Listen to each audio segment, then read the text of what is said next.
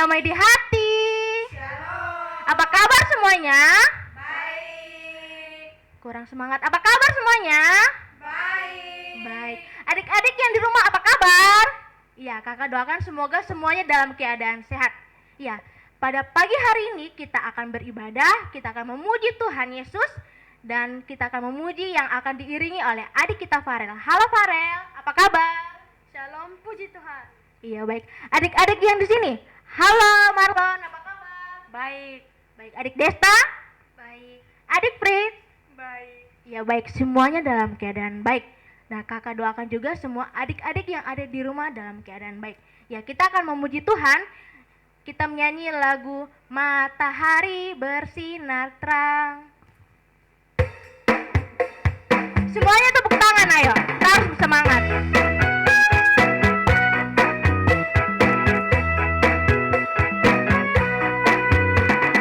Matahari bersinar terang, burung berkicaulah senang, harum semerbaklah bunga di padang, semua yang menghadap kepada kita dan memuji nama Tuhan yang Esa. Sekali lagi. Matahari bersinar terang, burung berkicaulah senang, harum semerbaklah bunga di padang, semua yang menghadap kepada Tuhan, yang memuji nama Tuhan yang Esa, yang memuji nama Tuhan yang Esa. Ya, kita mau beribadah, kakak mengundang kita semua untuk tenang, karena kita mau berdoa. Kita semua lipat tangan, tunduk kepala, kita berdoa kepada Tuhan Yesus. 1, 2, 3. Shalom, selamat pagi Tuhan Yesus. Pada pagi hari ini kami mau beribadah kepadamu. Mari Tuhan Yesus berkati dari awal, pertengahan hingga akhirnya, boleh berseturut dengan kehendak-Mu. Terima kasih Tuhan Yesus, ini doa kami, haleluya, amin. Masih semangat? Kakak tidak dengar. Masih semangat? Masih. Semoga adik-adik yang di rumah juga semangat ya. Ya, kakak mengundang kita semua untuk bangkit berdiri. Kita menyanyi lagu pakai gerakan. Kita menyanyi lagu tangan kanan, tangan kiri. Semuanya pakai gerakan, ayo.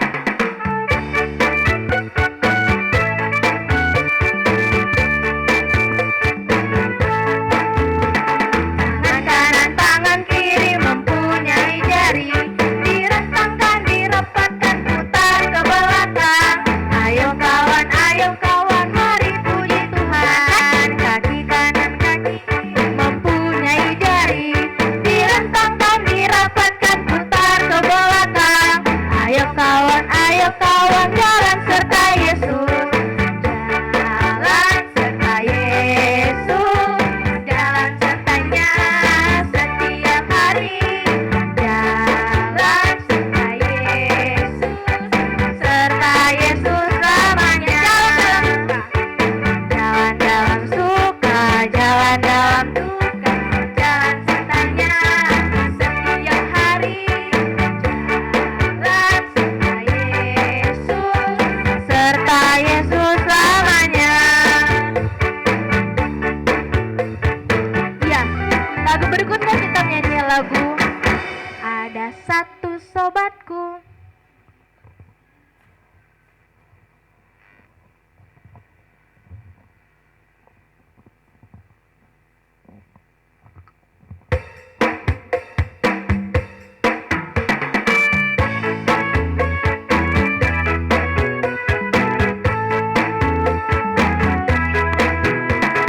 Satu sobatku yang setia,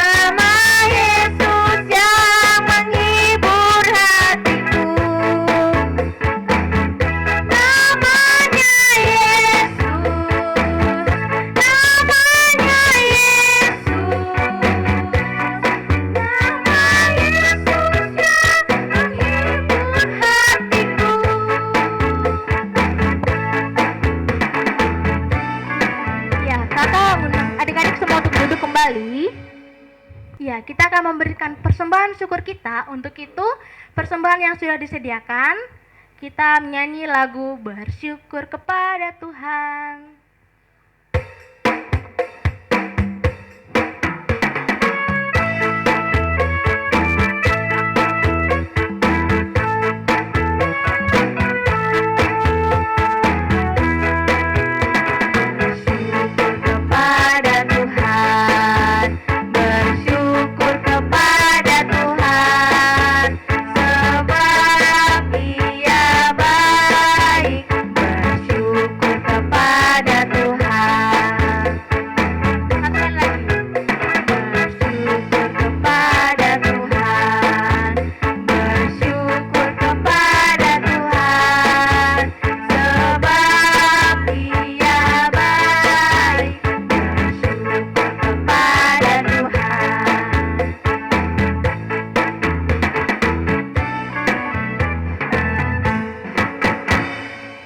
Iya, sekarang kita akan mendengarkan firman Tuhan.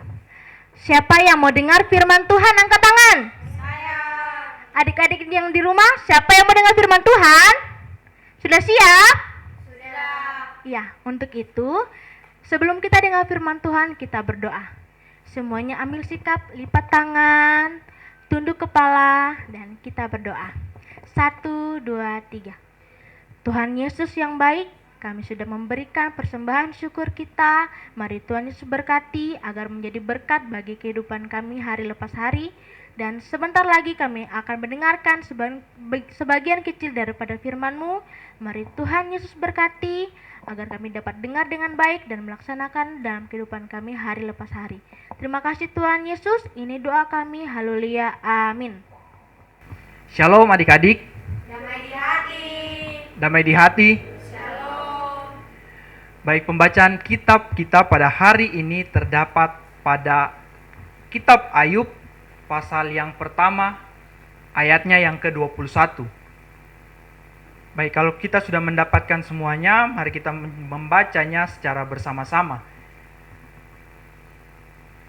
Katanya, dengan telanjang aku keluar dari kandungan ibuku, dengan telanjang juga aku akan kembali ke dalamnya. Tuhan yang memberi, Tuhan yang mengambil. Terpujilah nama Tuhan. Tentu adik-adik pernah mendengar cerita tentang Ayub. Siapakah Ayub ini? Ayub adalah seorang yang kaya raya, seseorang yang tinggal di kota Uz. Ia saleh dan takut akan Allah serta menjauhi kejahatan. Ayub memiliki 7 orang anak laki-laki dan 3 orang anak perempuan. Adik-adik tahu berapa banyak jumlah kekayaan yang dimiliki Ayub? Baik, kekayaan Ayub yaitu 7.000 ekor kambing, 3.000 ekor unta, 500 pasang ekor lembu, dan 500 keledai betina. Sungguh banyak, bukan? Banyak atau tidak adik-adik?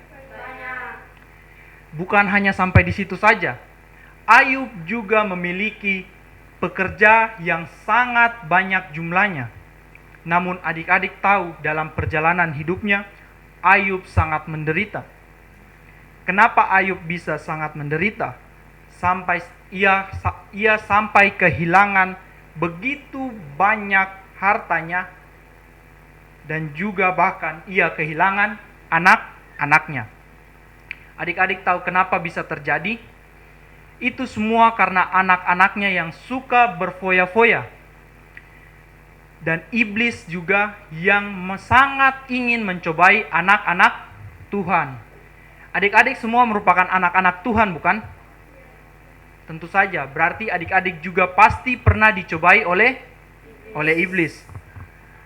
Namun adik-adik tahu dalam penderitaan ia tidak menuduh Tuhan yang melakukan. Bahkan ia tidak pernah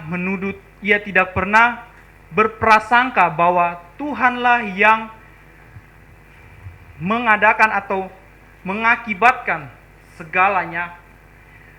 Ia tidak pernah berpikiran buruk tentang Tuhan. Bahkan adik-adik tahu, ia tetap taat dan berserah penuh kepada Tuhan. Tentu kita pernah marah. Adik-adik pasti pernah marah atau ngambek, bahkan tidak mau berbicara kepada orang tua, bukan? Pada saat kita melakukan kesalahan, lalu orang tua menegur atau menasehati kita. Tentu adik-adik pasti juga pernah merasa atau sadar bahwa itu merupakan hal yang buruk. Iya atau tidak? Iya. Kita harus seperti Ayub. Kita harus mencontohi sikap Ayub atau meneladani sikap Ayub meskipun ia menderita, meskipun ia kehilangan hartanya, ia kehilangan anak-anaknya, tetapi dia tidak pernah menyalahkan Tuhan. Bahkan ia tetap taat dan berserah kepada Tuhan.